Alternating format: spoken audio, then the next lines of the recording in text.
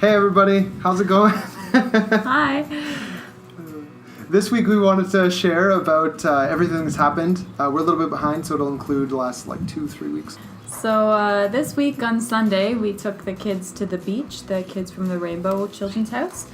We had a lot of fun. They were all afraid of the seaweed and stuff. So when you went in the water, they'd hang off you when you were going into the seaweed parts, and they really didn't want to get touched by the seaweed, which was kind of funny. It was cute. It was very cute. And we brought snacks and drinks and stuff, and they just had a lot of fun. They brought their soccer ball down, and they were playing some soccer ball on the beach, and it was kind of funny watching the kids in the water because they were cold in the water. They were shivering and stuff because the wind, but we were so happy that it was cool. Yeah, it was a really good time.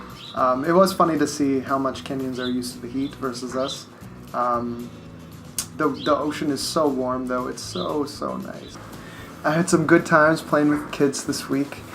Ronie and James, young Ronie and James, was really fun to hang out with, and we started making silly faces, and all the kids joined in. They're so cute. When Ronie was younger, he was scared of Mzungus or white people, and he's really adapted to us, and he's grown really close to us. Now he gets all excited and comes up and hugs us and holds our hand. He's a really nice kid. James, he's a little bit of a troublemaker, but he's so smart. He's fun to hang out with. But he's a little trickster.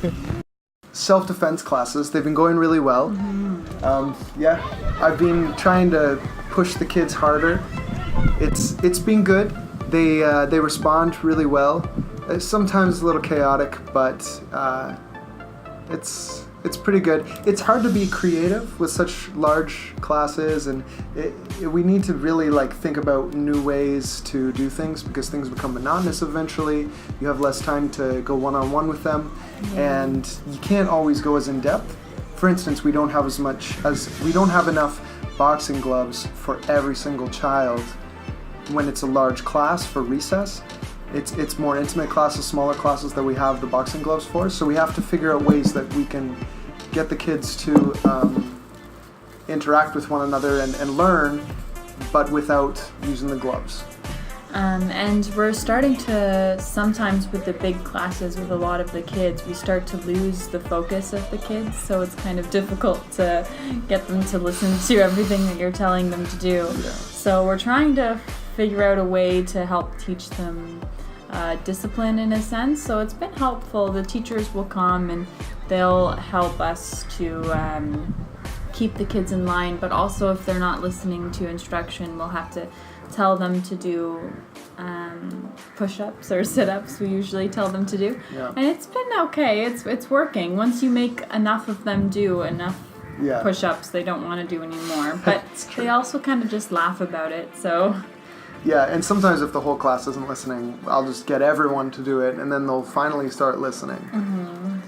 So far in our self-defense classes, we've been teaching them a lot of combinations, a lot of combos with the different types of punches and kicks, as well as how to get out of certain holds when someone's holding you from behind or if somebody's trying to attack you from the front. We're trying to teach them how to get away from those situations with the least amount of physical harm to themselves and to the other person.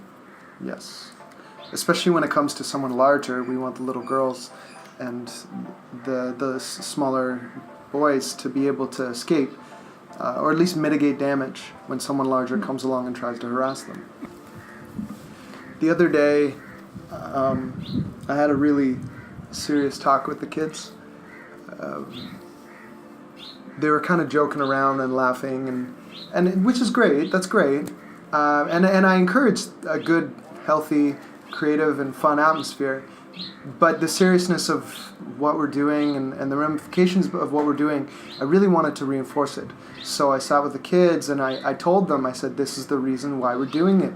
Kalifi County, the area that we're in, has one of the highest amounts of rape and molestation. School dropouts because of pregnancy. School dropouts because of pregnancy in all of Kenya. And so we're in the epicenter of a place that needs something like this. I wanted the kids to really keep in mind what they're doing and the reason why they're doing it. They really listened. The moment I started talking, they went completely silent, and you could feel the tension in the air, and you could feel that it was close to them, and they really understood just right away. We met a person named Steve who introduced us to a woman named Supa.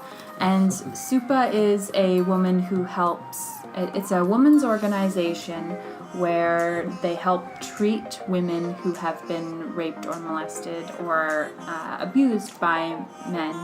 And they help them get back on their feet. They help them with learning skills that they can make things to sell, and it's a good community for them where they get support. And so we got connected with Supa, and we're planning on starting some self-defense classes with the women from that group, and to invite other women around the county to come.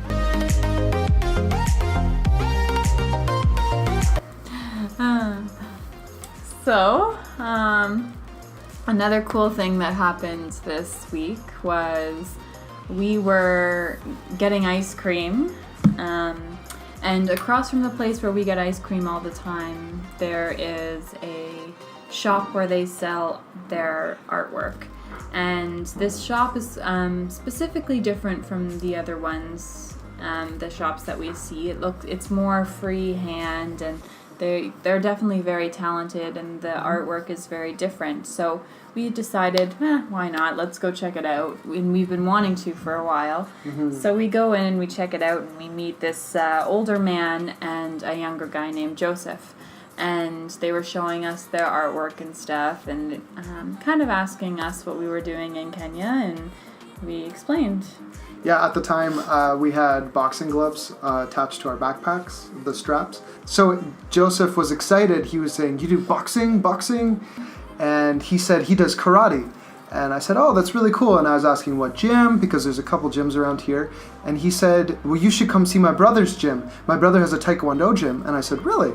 And he's like, "Yeah, my brother teaches lots of kids, and he has a gym right up the street." So next thing we know, we're on our bicycles, and we're following him on his motorbike down the street to the Watamu Social Hall, like 5 minutes down the road. And we show up, and there's these kids of all different ages,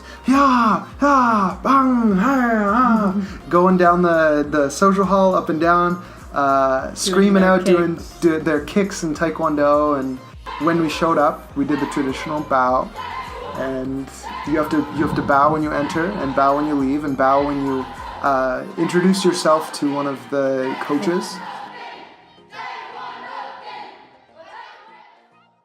We met Bingo. Bingo is the head coach of the Taekwondo gym. He's a second degree black belt. Really cool guy. And what he does is he teaches Taekwondo to kids, hundreds of kids in the community of all ages.